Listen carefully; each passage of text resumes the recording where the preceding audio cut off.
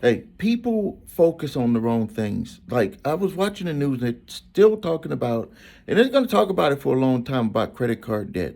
Millennials have trillions of dollars in credit card debt, but also people my age and people that are younger than them have millions of dollars and it's probably trillions too. They always seem to find someone to pick on.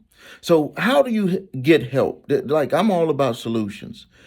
When you're trying to get out of debt, when you're trying to fix your credit, when you're trying to change that situation, find someone who you can trust to do it. So people say, "Well, how can I find someone who can trust that could do it?" Find someone, look at what they're doing, look at what they're demonstrating. Don't just go off of the words.